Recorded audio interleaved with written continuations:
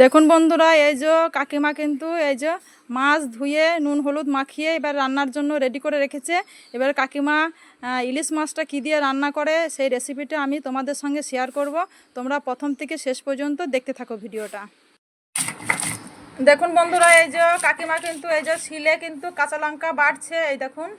আর এই যে এখানে কিন্তু এই যে ইলিশ মাছের মধ্যে কাকিমা কিন্তু জিরে বাটা, তারপরে আদা বাটা দিয়ে রেখেছে। এই দেখুন, এই দেখুন, এই যে কাকিমা কিন্তু এই যে এখানে কিন্তু কালো সর্ষে কাঁচা লঙ্কার সঙ্গে একসঙ্গে কিন্তু বেটে নিচ্ছে। তারপরে আমি আপনাদেরকে দেখাচ্ছি কেমন হচ্ছে। দেখুন বন্ধুরা, এই যে কাকিমা এখানে সর্ষে আর কাঁচা লঙ্কা একসঙ্গে কিন্তু মিশিয়ে শিলে বেটে নিচ্ছে। আর এখানে দেখুন এই যে আদা বাটা আর জিরে বাটা কিন্তু বেটে রেখে দিয়েছে। এই দেখুন, এবারে কাকিমা কি করছে আপনাদের সঙ্গে শেয়ার করছি, সঙ্গে থাকুন।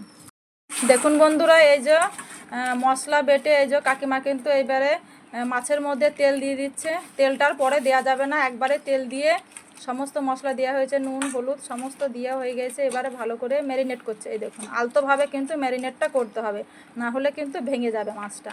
এই দেখুন, এত সুন্দর গন্ধ বেরিয়েছে বন্ধুরা, বাটা মশলার এর টেস্টটাই কিন্তু অন্যরকম হবে। এই দেখুন, সিলে বাটার আবার তরকারি একটা আলাদা রকম টেস্ট আছে। দেখুন, এবারে 10 মিনিট ম্যারিনেট করে রাখতে হবে। এরপরে কী করে রান্না করছে কাকিমা আপনাদের সঙ্গে শেয়ার করব, ঠিক আছে? দেখুন বন্ধুরা, এই যে মাছটা কিন্তু ম্যারিনেট করে এই দেখুন রেডি করা আছে। এই দেখুন, এবার 10 মিনিট হয়ে গেছে, এবারে রান্নার জন্য কিন্তু রেডি। সঙ্গে থাকুন। দেখুন বন্ধুরা, আপনারা কিন্তু অনেকভাবে কিন্তু ইলিশ মাছটা কিন্তু রান্না দেখেছেন। এই যে কাকিমা কিন্তু এটা কাঁচা মাছটা রান্না করছে, কিন্তু কড়াইতেও নয়, টিফিন কোটোর মধ্যেও নয়। এই দেখুন, জাস্ট গাবলার মধ্যে কিন্তু এভাবে কিন্তু বসিয়ে দিয়েছে। গাবলার মধ্যে একটু জল দিয়ে এই দেখুন বসিয়ে দিয়েছে। এবারে ঢাকা দিয়ে মাছটা কিন্তু সেদ্ধ হবে, আপনারা সঙ্গে থাকুন। দেখুন বন্ধুরা, এই যে কাকিমা কিন্তু এবার ঢাকনা খুলে দেখাচ্ছে। এবার দেখুন কেমন হয়েছে রান্নাটা। এই যে মাছটা কিন্তু এক পিঠ সেদ্ধ হয়ে গেছে, আরেক পিঠ কিন্তু এই যে কাকিমা উল্টে দিল। দেখুন, এই দেখুন খুব সুন্দর হয়ে গেছে সেদ্ধ এক দিকটা, খুব সুন্দর গন্ধও বেরিয়ে গেছে। আপনারা সঙ্গে থাকুন।